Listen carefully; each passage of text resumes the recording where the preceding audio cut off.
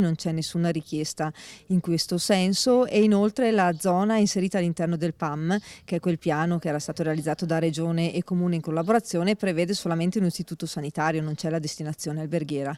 Un grande albergo di lusso al posto della struttura sanitaria di cura dei problemi respiratori dei bambini è l'ipotesi che si è fatta largo in queste ore, che la sindaca di Auronzo respinge categoricamente al mittente. Anche nella peggiore delle ipotesi, dice Tatiana Pais-Becker, la decisione finale spetterebbe all'amministrazione comunale. Non la vedo così facile. Ieri stesso alla diffusione della notizia la sindaca è salita a Misurina per parlare con i legali dell'Opera Diocesana e con il direttore generale. La situazione è indubbiamente grave. Per noi davvero significherebbe perdere un pezzo di storia, e poi dal punto di vista appunto dei possibili sviluppi che un centro così internazionale potrebbe avere anche con i mondiali e con le Olimpiadi a Cortina, sarebbe davvero una catastrofe per tutti. Senza risposta fino ad ora agli appelli alle istituzioni, il presidente Zaia è l'unico, dice Tatiana Pais-Becker, a poter far qualcosa. Non risulta vera l'informazione fatta trapelare ieri sulle difficoltà legate all'accesso dei bambini da fuori regione. Semmai, ci ha detto questa mamma rodigina, è l'esatto contrario. Loro hanno spedito alla mia ASL la richiesta di questo mese qua.